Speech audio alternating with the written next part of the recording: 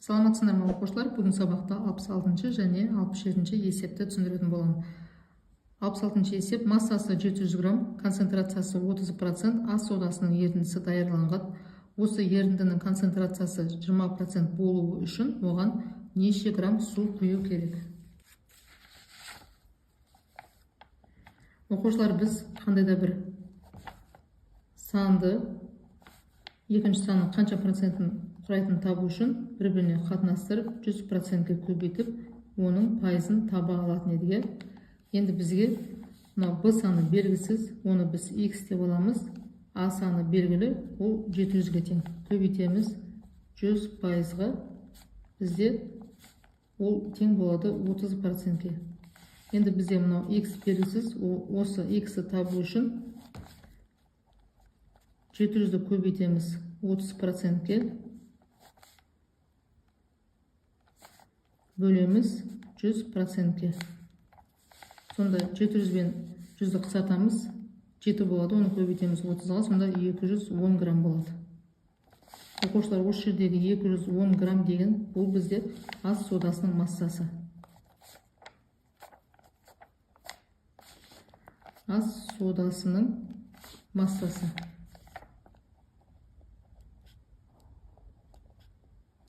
Енді оған қанша 20% болу үшін қанша су құю керек деп тұр. Енді оны 210, мұнда бізде 700 белгілі, оған қанша су құю керек, ол белгісізде.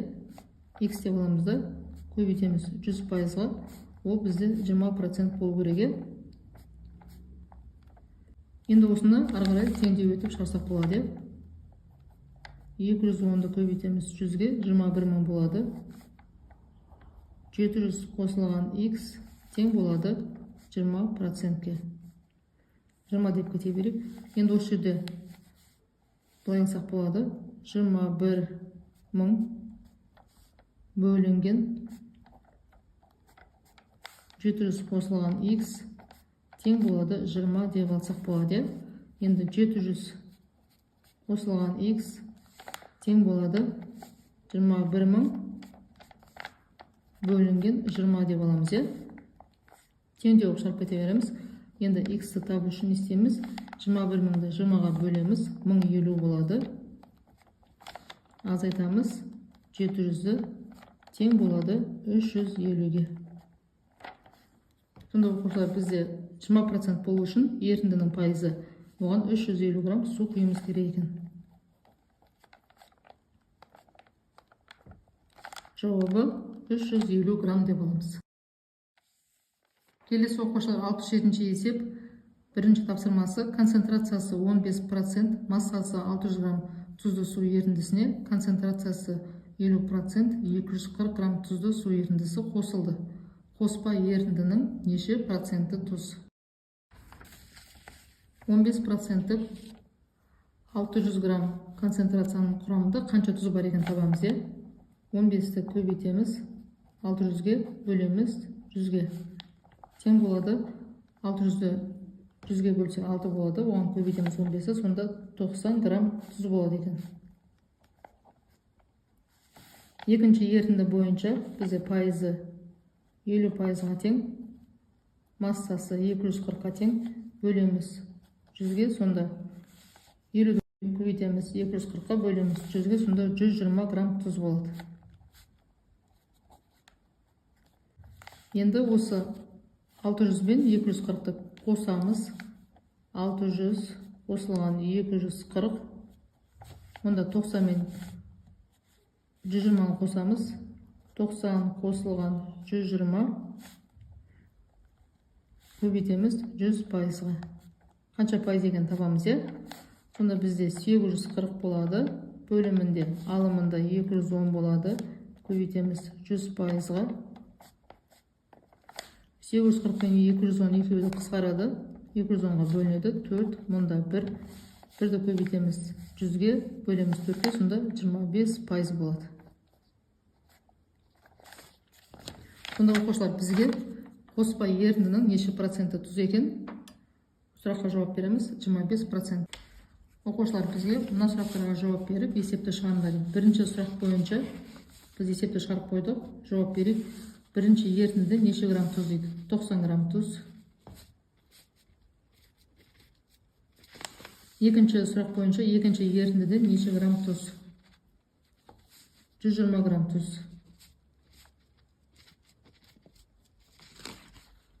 Екі ерітіндіде неше грамм тұз бар? Екеуін қосамыз.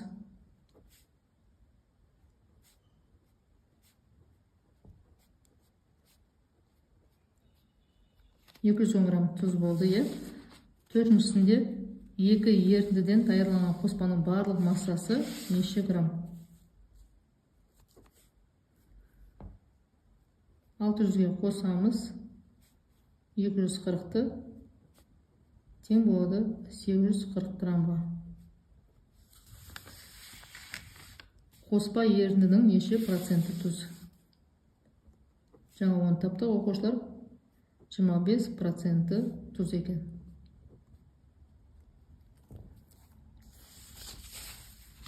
Келесі екінші тапсырмада екі ерітіндіден қоспа ерітінді даярланды. Бірінші ерітіндінің массасы 800 грамм, оның 40% тұз. Екінші ерітіндінің массасы 1,2 килограмм, оның 15% тұз. Осы екі ерітіндіден даярланған қоспаның неше проценті тұз?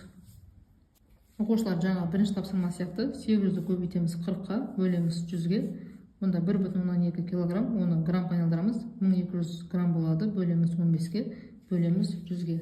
Сонан соң барып, екеуін қосып, салмақтарын қосып, табылған массалардың салмақтарын да қосып, процентін табамыз.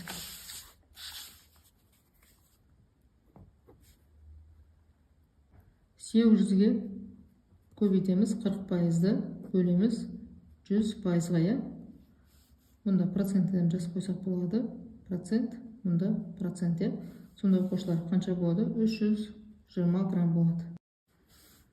Келесі 1,2 килограмм, оны біз 1200 грамм деп алдық. Көбейтеміз пайызы 15-ге тең, бөлеміз 100-ге. Мұнда 180 грамм болады. Ал енді 320-ға қосамыз 180-ді, процентін табамыз, е. 800-ге қосамыз 1200-ді, көбейтеміз 100%-ға. Сонда алымында 500 болады, бөлімінде 2000 болады. 500 саны 2000 қанша процентін құрайды? Сонда 25% деп алсақ болады.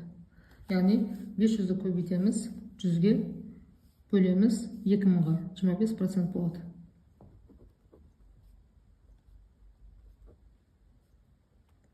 Сонда жауабы оқушылар 25% болады екен. Оқушылар, бүгін сабағым осымен аяқталды. Түсінбеген сұрақтарым болса, комментарийға жазып сұрасаңдар болады. Сау болыңдар.